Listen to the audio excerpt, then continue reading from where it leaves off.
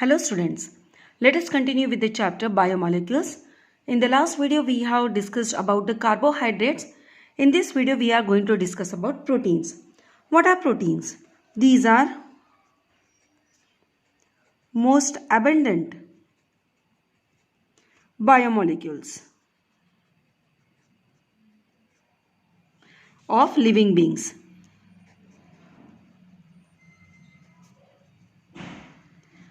Proteins, these are required by all living beings. For what purposes? For growth, for maintenance, etc. functions. Now, from where we can get the proteins? What are the sources of the proteins? Milk, cheese, pulses, peanuts, etc. These are the sources of proteins. Now, what are proteins basically made up of? Proteins are basically made up of amino acids, or we can say they are biopolymers of amino acids, and they have high molecular mass.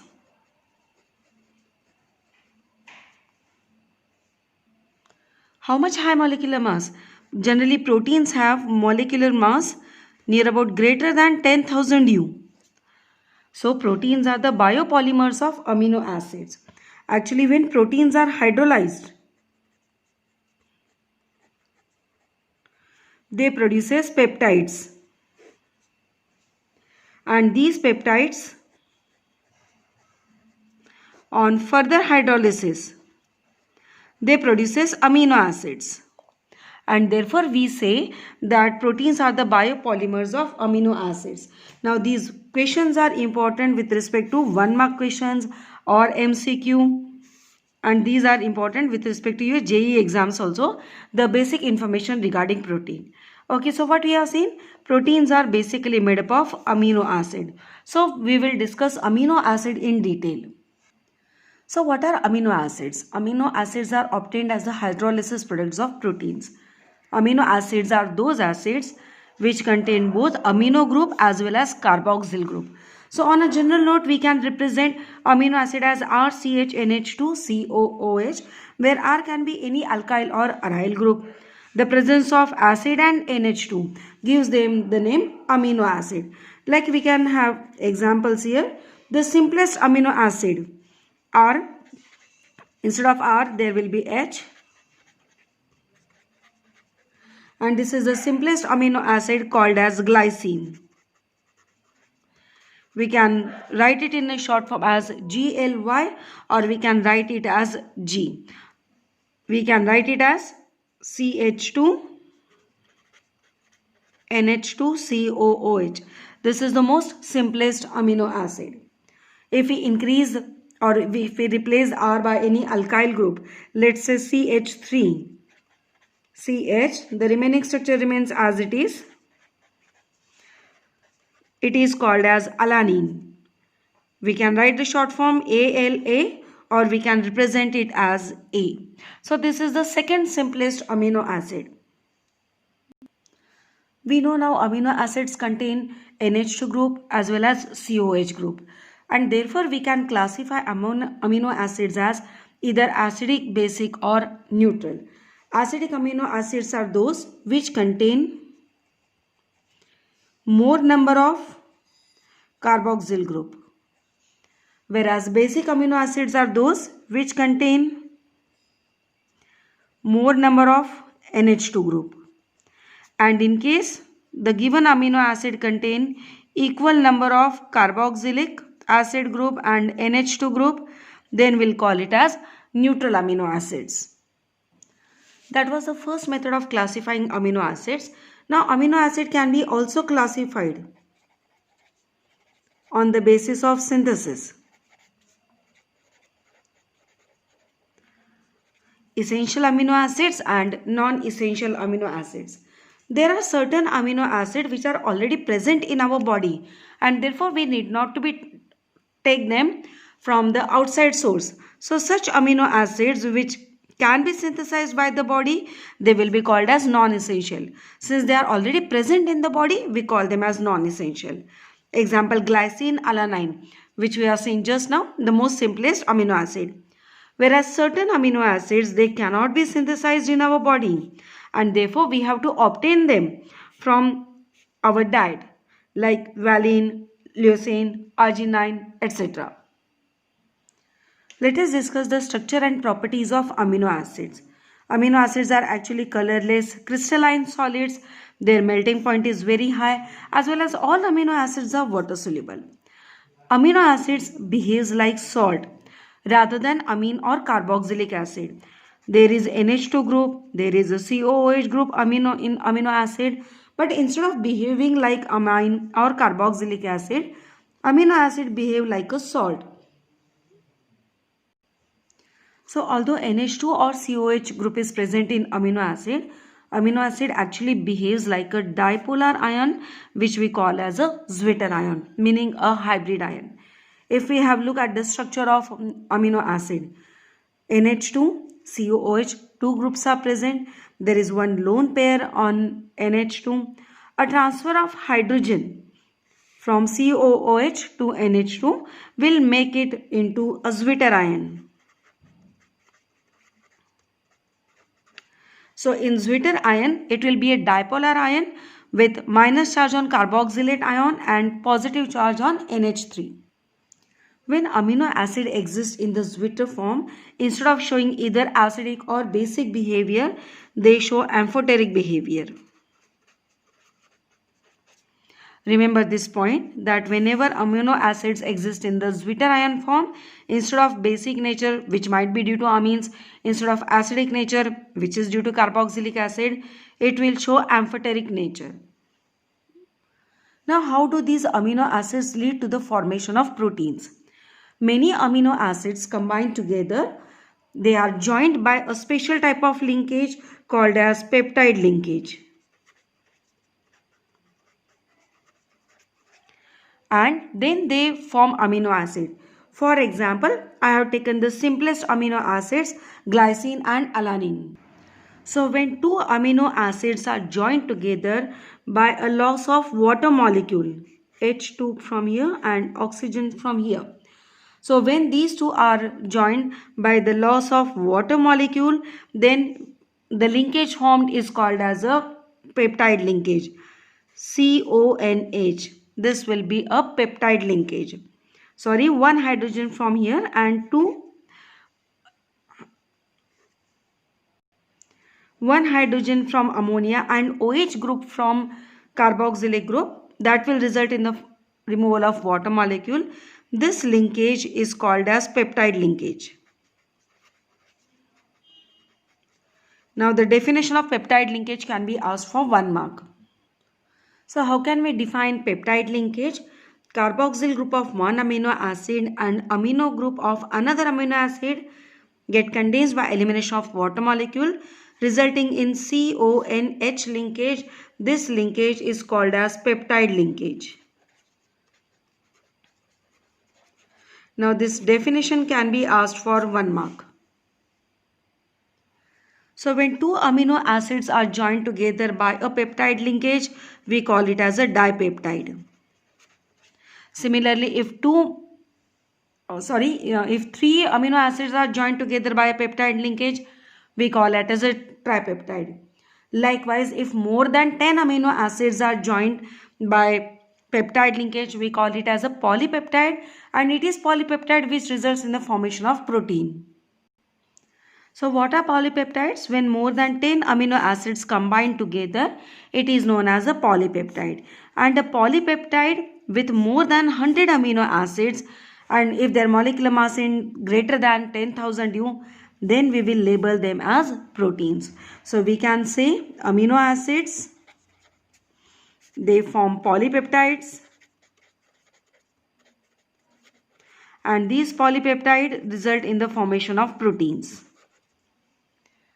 Moving on to the types of protein. Basically, there are 2 types of proteins, fibrous protein and globular protein. Now, these 2 types of proteins are decided by their molecular structure. So we can say this is the classification of protein based on molecular structure. What are fibrous protein? They are linear condensation product of amino acid. Actually, they are long linear protein chain. Fibrous proteins are long protein chains, look like a fiber, and that's why the name is given fibrous protein. And they are held together by intermolecular hydrogen bond. On the other hand, globular protein, these are cross-linked product. Likewise, protein molecules will be folded to give spheroidal shape, and where there will be a cross linkage, such proteins are called as globular proteins. The most important difference between fibrous and globular is that fibrous proteins are water insoluble and globular proteins are water soluble. Based on this, we can expect a question for 1 mark. Based on this total topic of fibrous and globular protein, we can expect a lot of questions like differentiation or categorizing the given examples. So what are the examples of fibrous protein? Myosin in muscles, keratin in hair, fibrin in silk, all these are fibrous protein. Whereas egg albumin, all the enzymes and hormones, they are globular proteins. Let us discuss the structure and shape of proteins. Once we know that proteins are made up of amino acids. Proteins are the biopolymers of amino acids. Amino acids actually form polypeptide and polypeptide forms proteins.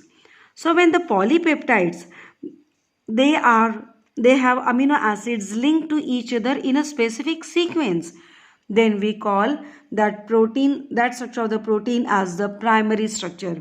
Primary structure of the protein is the important one. The primary structure of the protein, it gets never changed. The other type of structure of protein can get changed, but primary structure never changes. That means the basic amino acid, its sequence never get changed. Let us take an example. Amino acids, if they are linked to each other in a specific sequence, we call it as a primary structure. For example, the normal hemoglobin, which is also a protein, has a particular sequence of amino acids by which that hemoglobin is formed. Now, instead of glutamine comes valine. The remaining structure remains same. And only one amino acid is changed. Instead of glutamic acid, valine is there. Then it will result into sickle cell anemia, or we will say it will result into sickle cell hemoglobin.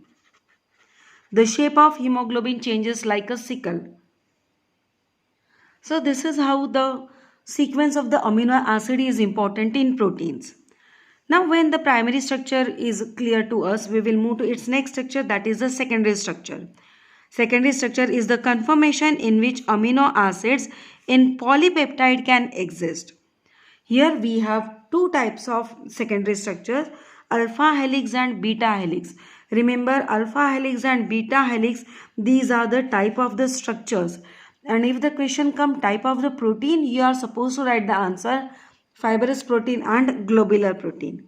Okay, so what is the alpha helix? It is a polypeptide chain in which the chain is coiled in a right-handed manner, such that there is hydrogen bonding between the adjacent atom.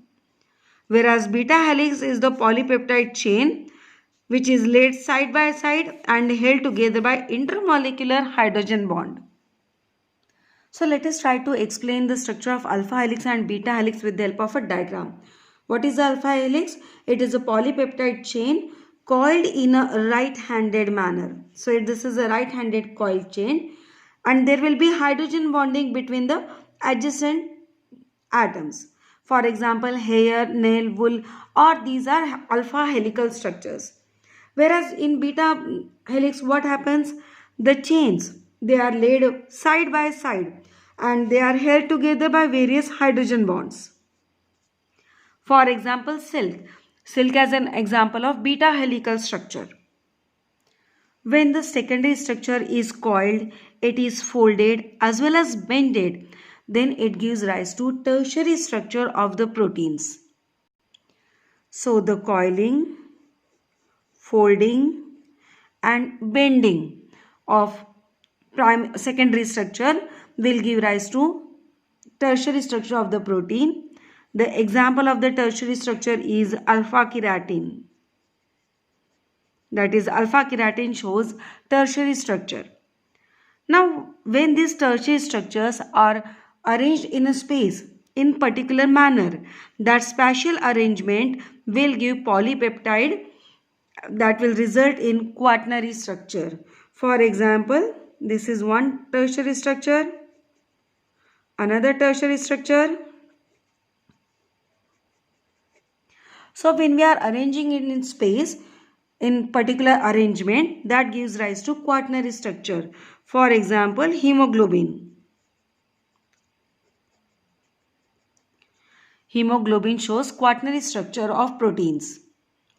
So based on the structure of protein, we can expect a lot of question, either differentiation of example or the difference between alpha helix and beta helix, or direct questions. In daily life, you must have observed the phenomena like coagulation of albumin present in the egg or coagulation of milk.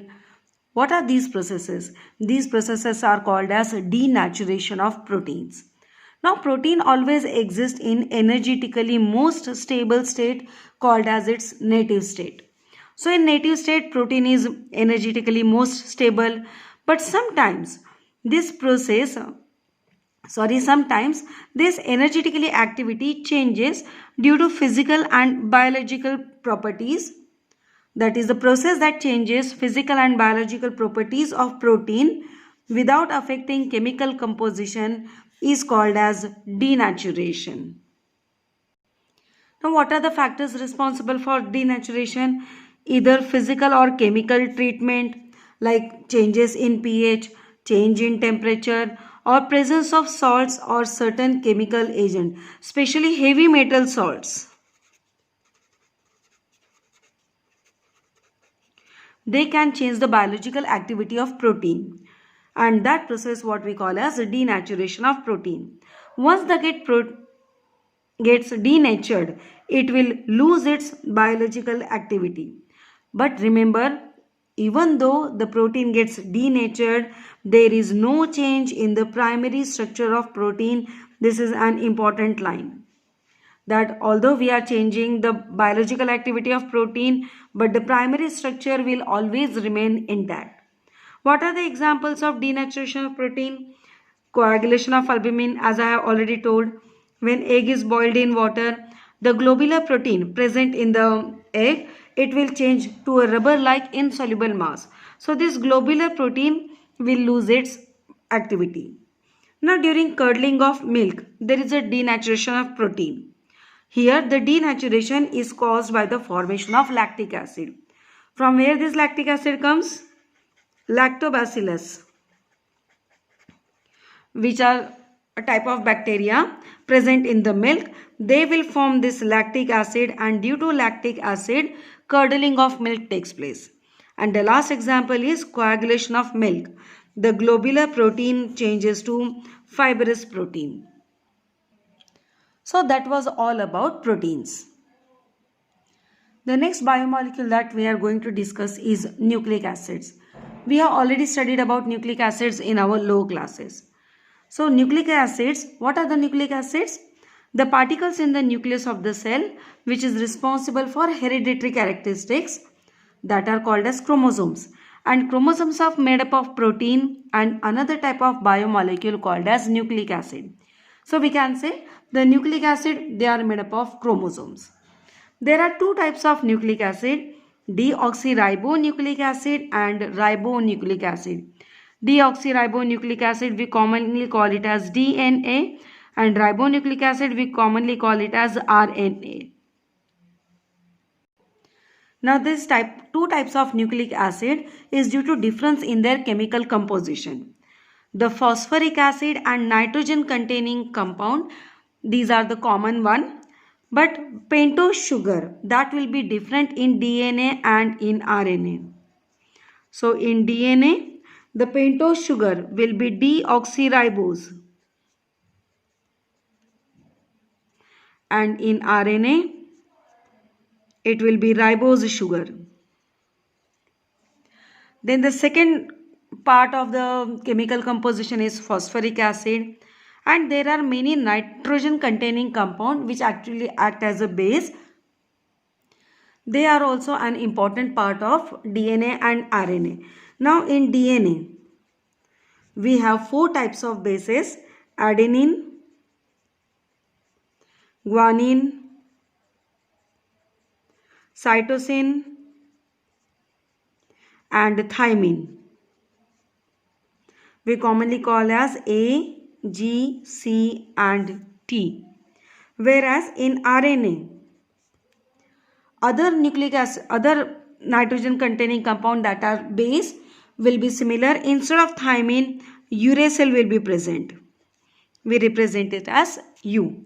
So other base like adenine, guanine, cytosine, these will be the common one. Only the difference is between thymine and uracil. Now when this pentose sugar and any one of the nitrogen base, they combine, then we call them as nucleoside. If sugar, which is a pentose sugar, it gets bonded with base and that base gets bonded with phosphoric acid, in that case we will call it as a nucleotide. The definitions of nucleoside and nucleotide are the important one. So we will study the structure of deoxyribonucleic acid, that is DNA. Deoxyribonucleic acid or DNA, it's a double-stranded helical structure. The structure of DNA was proposed by Watson and Crick, and therefore we call the structure of DNA as Watson and Crick model. Now as I told you, DNA is a double helical structure. So there are 2 strands of DNA, and these 2 strands,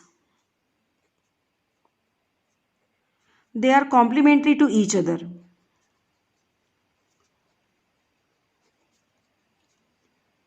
We know that there are 4 nitrogen bases in DNA: adenine, guanine, cytosine and thymine. Now there exists a specific pair between these nitrogen bases. Like adenine always gets hydrogen bonded with thymine, guanine gets hydrogen bonded with cytosine. So these are arranged on these strands of DNA. If guanine is present on one strand, automatically cytosine will be present on the another strand. If thymine is present on one strand, automatically adenine will be present on the another strand. And that's why we call the structure of DNA or these 2 helical strands, they are complementary to each other. On the other hand, if we look at the structure of ribonucleic acid, instead of double-stranded helical structure, RNA is single-stranded. Or we can say it's a single helical structure. Now based on their functions, there are 3 types of RNA. The 3 types of RNA are messenger RNA, we call it as mRNA, transfer RNA, we call it as tRNA, and rRNA, we call it as ribosomal RNA. These 3 different types of RNA perform different type of function, but the main function of RNA is protein synthesis.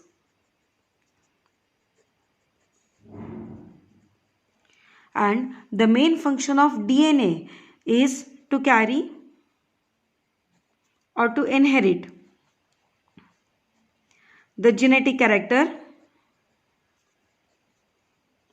from one generation to another.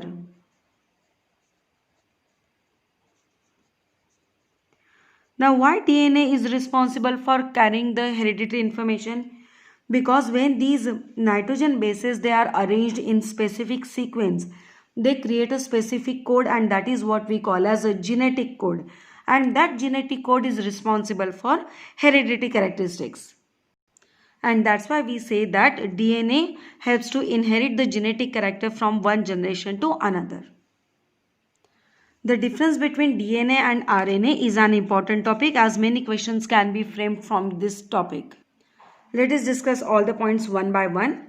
DNA usually occurs in the nucleus and in some of the cell organelles, whereas RNA, very little RNA occurs inside the nucleus and most of it is found in the cytoplasm. DNA, as we have just discussed just now, it is a genetic material, but RNA is not the genetic material. DNA is a double-stranded. Just now we have seen the double helical structure, but RNA is a single-stranded. The difference between DNA and RNA, the main difference is the chemical composition. DNA contains deoxyribose sugar, whereas RNA contains ribose sugar. Another difference is the presence of nitrogen bases. In DNA, thymine, adenine, cytosine and guanine are present.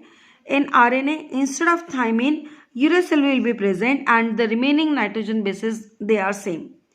DNA is responsible for transmission of hereditary characteristic, whereas RNA helps in protein synthesis. This is the main function of RNA. DNA replicates to form new DNA molecules, and this is how it transfers the hereditary characteristic, whereas RNA, it cannot replicate itself. So that was all about nucleic acids. So in today's video, we have discussed two biomolecules, proteins and nucleic acid. That's all for the day. Thanks for watching. Have a nice day.